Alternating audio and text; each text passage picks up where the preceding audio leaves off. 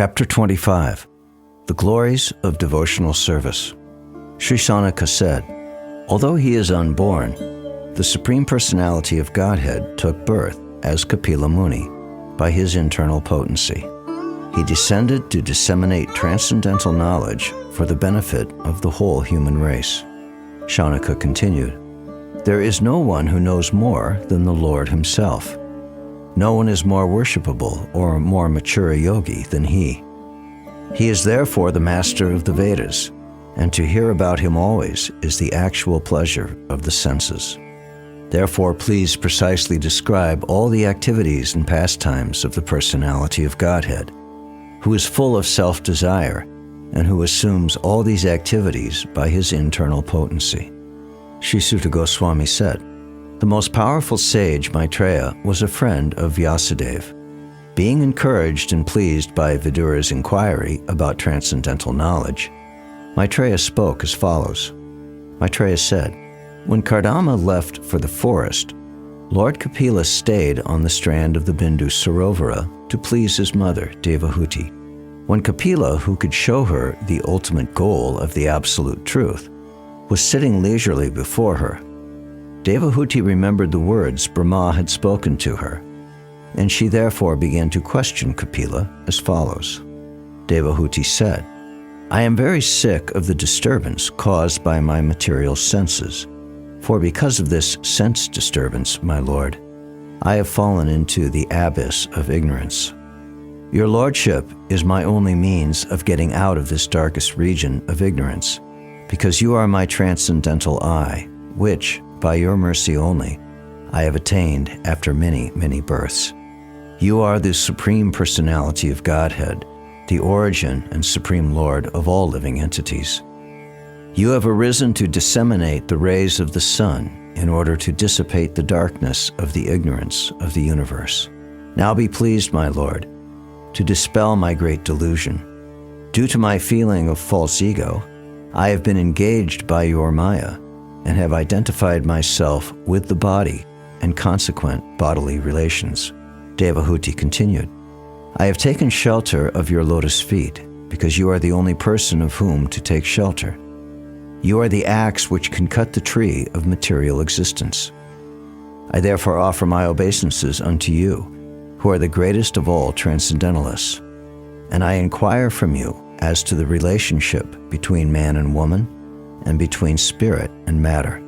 Maitreya said, after hearing of his mother's uncontaminated desire for transcendental realization, the Lord thanked her within himself for her questions, and thus, his face smiling, he explained the path of the transcendentalists who are interested in self-realization. The Personality of Godhead answered, the yoga system which relates to the Lord and the individual soul, which is meant for the ultimate benefit of the living entity, and which causes detachment from all happiness and distress in the material world, is the highest yoga system. O most pious Mother, I shall now explain unto you the ancient yoga system, which I explained formerly to the great sages. It is serviceable and practical in every way. The stage in which the consciousness of the living entity is attracted by the three modes of material nature is called conditional life. But when that same consciousness is attached to the Supreme Personality of Godhead, one is situated in the consciousness of liberation. When one is completely cleansed of the impurities of lust and greed, produced from the false identification of the body as I, and bodily possessions as mine, one's mind becomes purified. In that pure state, he transcends the stage of so-called material happiness and distress. At that time, the soul can see himself to be transcendental to material existence and always self-effulgent, never fragmented, although very minute in size. In that position of self-realization, by practice of knowledge and renunciation in devotional service, one sees everything in the right perspective. He becomes indifferent to material existence, and the material influence acts less powerfully upon him. Perfection in self-realization cannot be attained by any kind of yogi unless he engages in devotional service to the Supreme Personality of Godhead. for that is the only auspicious path. Every learned man knows very well that attachment for the material is the greatest entanglement of the spirit's soul. But that same attachment, when applied to the self-realized devotees, opens the door of liberation. The symptoms of a sadhu are that he is tolerant, merciful, and friendly to all living entities.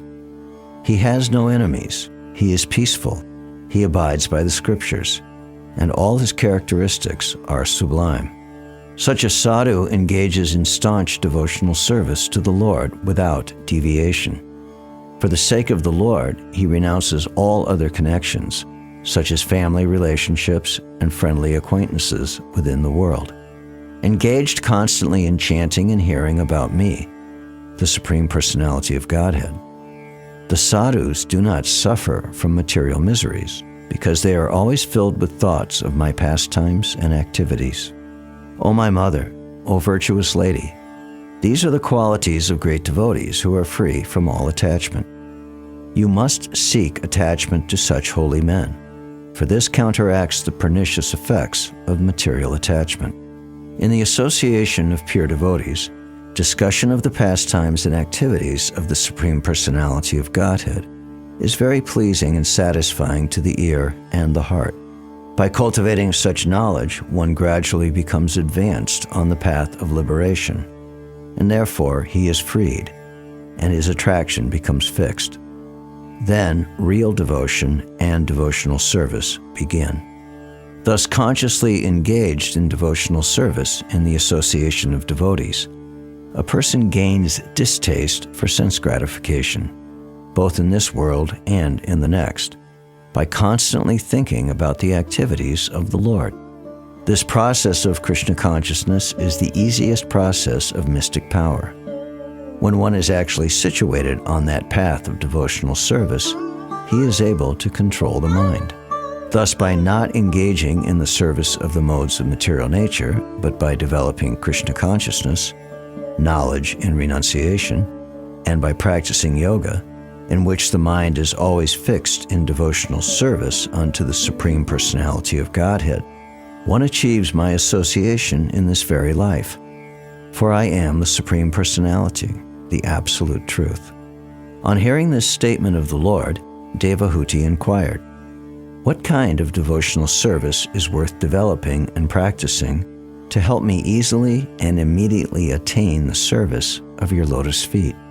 The mystic yoga system, as you have explained, aims at the Supreme Personality of Godhead and is meant for completely ending material existence. Please let me know the nature of that yoga system. How many ways are there by which one can understand in truth that sublime yoga? Sri Maitreya said, after hearing the statement of his mother, Kapila could understand her purpose, and he became compassionate towards her because of being born of her body. He described the Sankhya system of philosophy, which is a combination of devotional service and mystic realization, as received by disciplic succession. Lord Kapila said, "The senses are symbolic representations of the demigods, and their natural inclination is to work under the direction of the Vedic injunctions. As the senses are representatives of the demigods, so the mind is the representative of the Supreme Personality of Godhead. The mind's natural duty is to serve. When that service spirit is engaged in devotional service to the Personality of Godhead, without any motive, that is far better even than salvation. Bhakti, devotional service, dissolves the subtle body of the living entity without separate effort, just as fire in the stomach digests all that we eat. A pure devotee who is attached to the activities of devotional service and who always engages in the service of my lotus feet never desires to become one with me. Such a devotee who is unflinchingly engaged always glorifies my pastimes and activities. O my mother, my devotees always see the smiling face of my form, with eyes like the rising morning sun. They like to see my various transcendental forms, which are all benevolent, and they also talk favorably with me. Upon seeing the charming forms of the Lord, smiling and attractive, and hearing his very pleasing words. The pure devotee almost loses all other consciousness. His senses are freed from all other engagements, and he becomes absorbed in devotional service. Thus, in spite of his unwillingness, he attains liberation without separate endeavor. Thus, because he is completely absorbed in thought of me, the devotee does not desire even the highest benediction obtainable in the upper planetary systems, including Satyaloka. He does not desire the 8 material perfections obtained from mystic yoga, nor does he desire to be elevated to the kingdom of God. Yet even without desiring them, the devotee enjoys, even in this life, all the offered benedictions.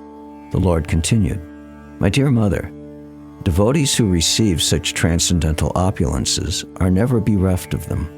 Neither weapons nor the change of time can destroy such opulences.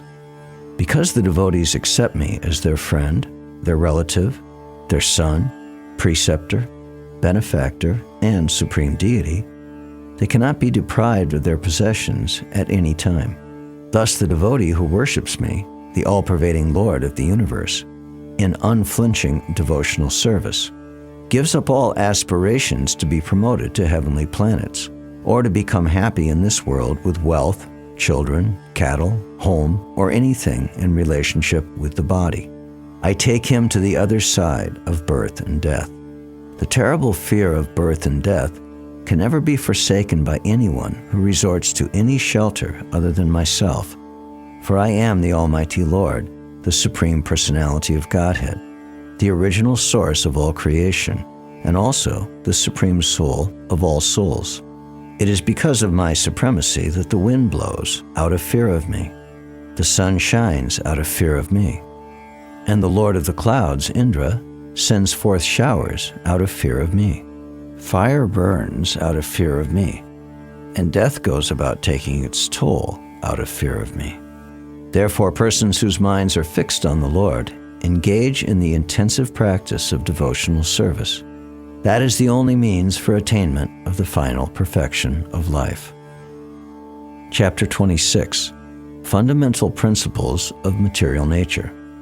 The Personality of Godhead, Kapila, continued, "My dear mother, now I shall describe unto you the different categories of the Absolute Truth, knowing which any person can be released from the influence of the modes of material nature.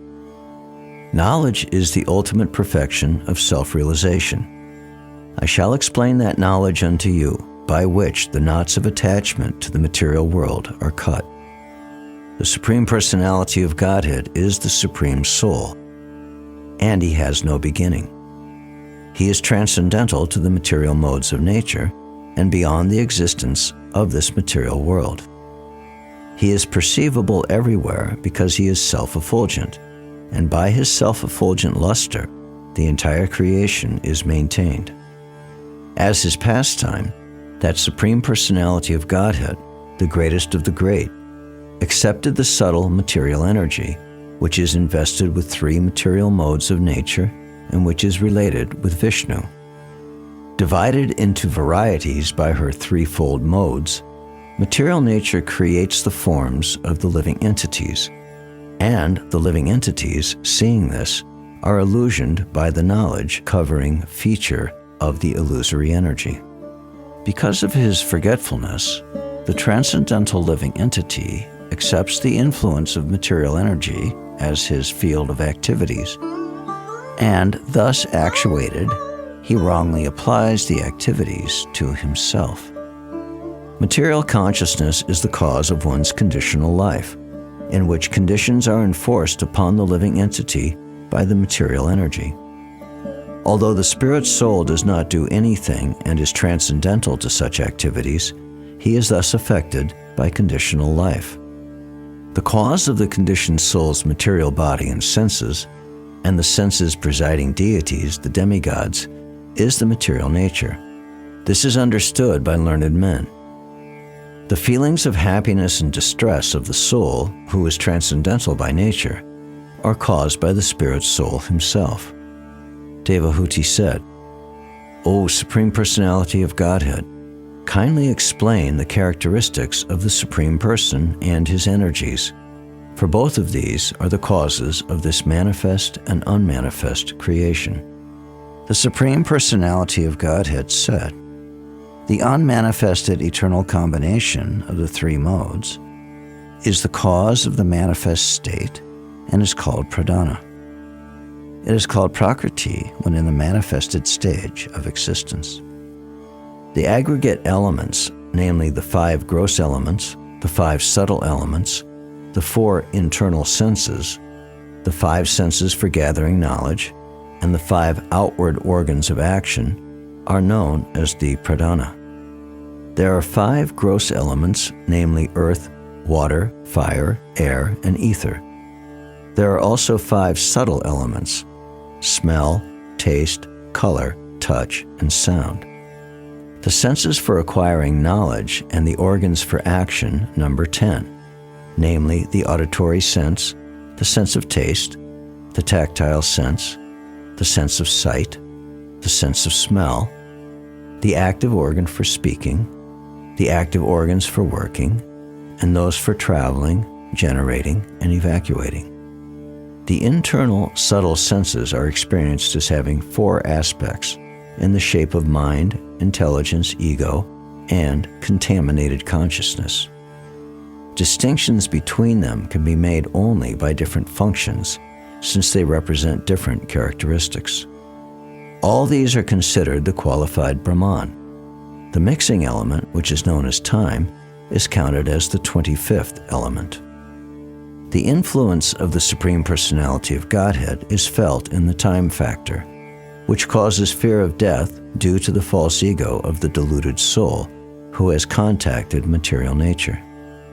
My dear mother, O daughter of Swayambhuva Manu, the time factor, as I have explained, is the Supreme Personality of Godhead, from whom the creation begins as a result of the agitation of the neutral, unmanifested nature.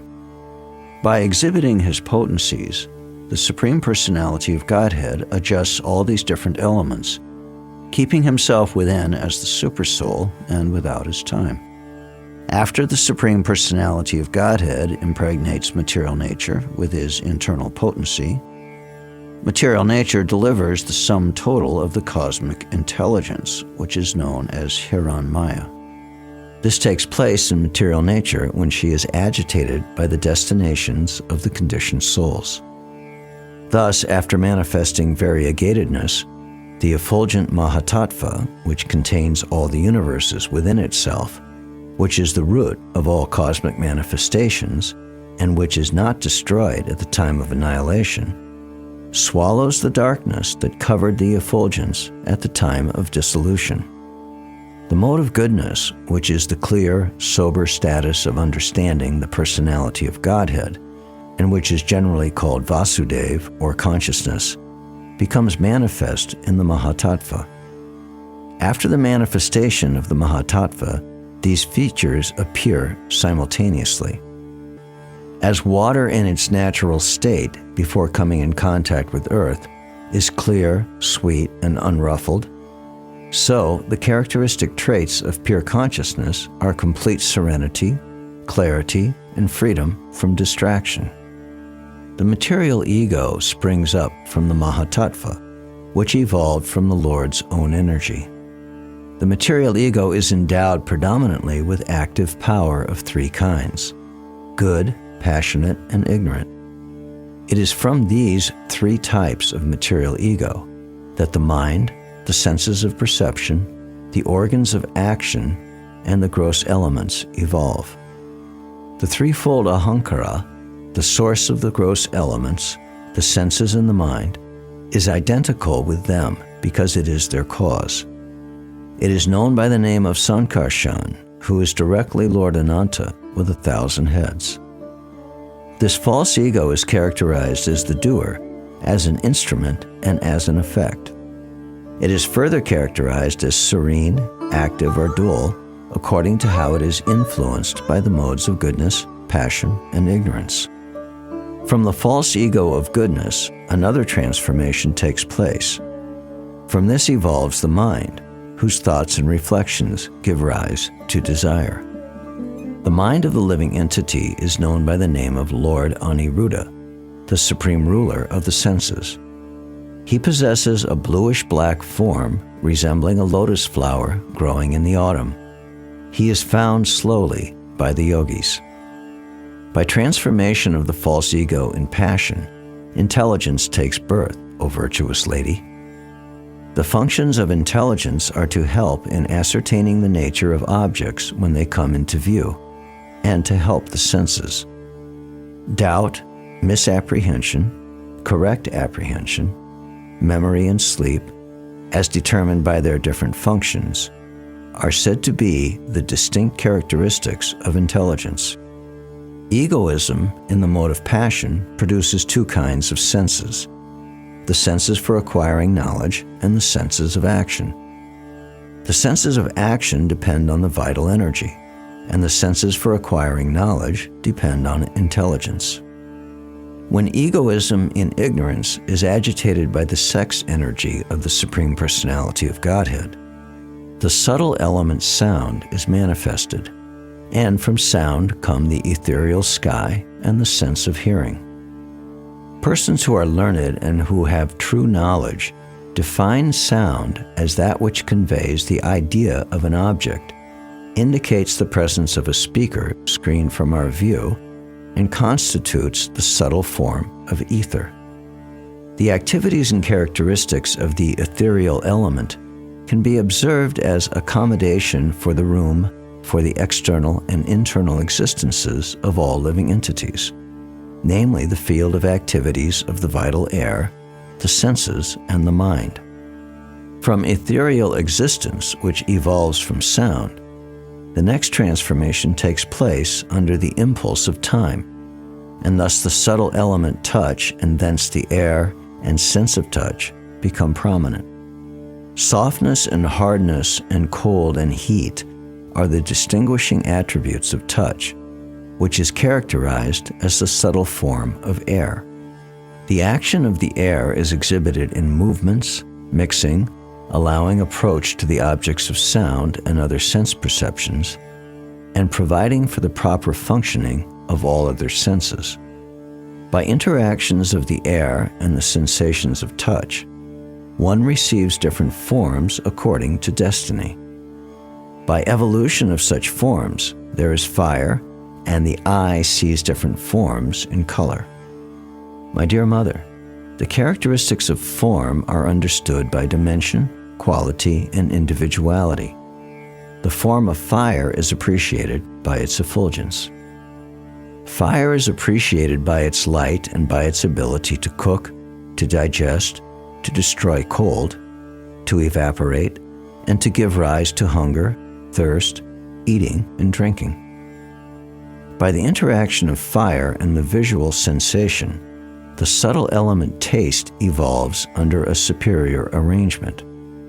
From taste, water is produced, and the tongue, which perceives taste, is also manifested. Although originally one, taste becomes manifold as astringent, sweet, bitter, pungent, sour, and salty due to contact with other substances. The characteristics of water are exhibited by its moistening other substances, coagulating various mixtures, causing satisfaction, maintaining life, softening things, driving away heat, incessantly supplying itself to reservoirs of water, and refreshing by slaking thirst. Due to the interaction of water with the taste perception, the subtle element odor evolves under superior arrangement. Thence the earth and the olfactory sense, by which we can variously experience the aroma of the earth, become manifest. Odor, although one, becomes many, as mixed, offensive, fragrant, mild, strong, acidic, and so on, according to the proportions of associated substances.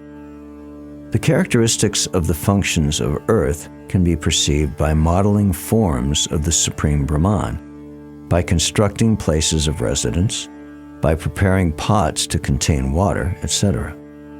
In other words, the earth is the place of sustenance for all elements.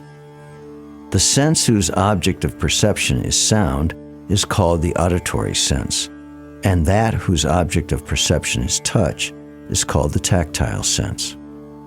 The sense whose object of perception is form, the distinctive characteristic of fire, is the sense of sight. The sense whose object of perception is taste, the distinctive characteristic of water, is known as the sense of taste. Finally, the sense whose object of perception is odor, the distinctive characteristic of earth, is called the sense of smell. Since the cause exists in its effect as well, the characteristics of the former are observed in the latter. That is why the peculiarities of all the elements exist in the earth alone. When all these elements were unmixed, the Supreme Personality of Godhead, the origin of creation, along with time, work, and the qualities of the modes of material nature, entered into the universe with the total material energy in 7 divisions.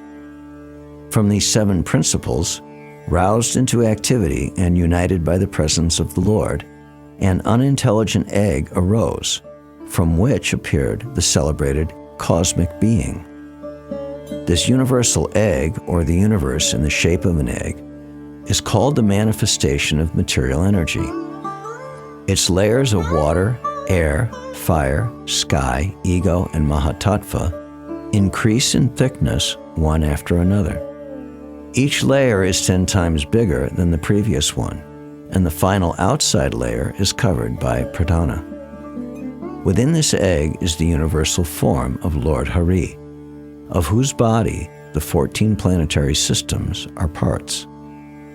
The Supreme Personality of Godhead, the Virat Purusha, situated himself in that golden egg, which was lying on the water, and he divided it into many departments.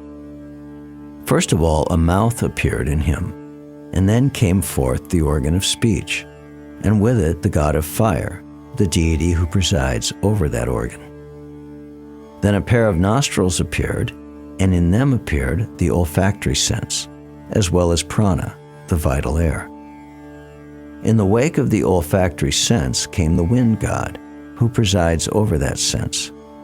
Thereafter, a pair of eyes appeared in the universal form, and in them the sense of sight. In the wake of this sense came the sun god, who presides over it. Next there appeared in him a pair of ears, and in them the auditory sense, and in its wake the Dig Devatas, or the deities who preside over the directions. Then the universal form of the Lord, the Virat Purusha, manifested his skin, and thereupon the hair, mustache, and beard appeared. After this, all the herbs and drugs became manifested, and then his genitals also appeared. After this, semen, the faculty of procreation, and the god who presides over the waters appeared. Next appeared an anus, and then the organs of defecation, and thereupon the god of death, who is feared throughout the universe. Thereafter the 2 hands of the universal form of the Lord became manifested, and with them the power of grasping and dropping things, and after that Lord Indra appeared. Next the legs became manifested, and with them the process of movement, and after that Lord Vishnu appeared. The veins of the universal body became manifested, and thereafter the red corpuscles or blood. In their wake came the rivers, the deities presiding over the veins, and then appeared an abdomen. Next grew feelings of hunger and thirst, and in their wake came the manifestation of the oceans. Then a heart became manifest, and in the wake of the heart the mind appeared. After the mind, the moon appeared. Intelligence appeared next, and after intelligence, Lord Brahma appeared. Then the false ego appeared, and then Lord Shiva. And after the appearance of Lord Shiva came consciousness and the deity presiding over consciousness. When the demigods and presiding deities of the various senses were thus manifested, they wanted to wake their origin of appearance. But upon failing to do so, they re-entered the body of the Virat Purusha one after another in order to wake him. The god of fire entered his mouth with the organ of speech, but the Virat Purusha could not be aroused. Then the god of wind entered his nostrils with the sense of smell, but still the Virat Purusha refused to be awakened. The sun god entered the eyes of the Virat Purusha with the sense of sight, but still the Virat Purusha did not get up. Similarly, the predominating deities of the directions entered through his ears with a sense of hearing, but still he did not get up. The predominating deities of the skin, herbs, and seasoning plants entered the skin of the Virat Purusha with the hair of the body, but the cosmic being refused to get up even then. The god predominating over water entered his organ of generation with the faculty of procreation, but the Virat Purusha still would not rise. The god of death entered his anus with the organ of defecation, but the Virat Purusha could not be spurred to activity. The god Indra entered the hands with their power of grasping and dropping things, but the Virat Purusha would not get up even then. Lord Vishnu entered his feet with the faculty of locomotion, but the Virat Purusha refused to stand up even then. The rivers entered his blood vessels with the blood and the power of circulation, but still the cosmic being could not be made to stir. The ocean entered his abdomen with hunger and thirst, but the cosmic being refused to rise even then. The moon god entered his heart with the mind, but the cosmic being would not be roused. Brahma also entered his heart with intelligence, but even then the cosmic being could not be prevailed upon to get up. Lord Rudra also entered his heart with the ego, but even then the cosmic being did not stir. However, when the inner controller, the deity presiding over consciousness, entered the heart with reason, at that very moment the cosmic being arose from the causal waters. When a man is sleeping, all his material assets, namely the vital energy, the senses for recording knowledge, the senses for working, the mind and the intelligence, cannot arouse him. He can be aroused only when the Supersoul helps him. Therefore, through devotion, detachment, and advancement in spiritual knowledge acquired through concentrated devotional service, one should contemplate that Supersoul as present in this very body, although simultaneously apart from it.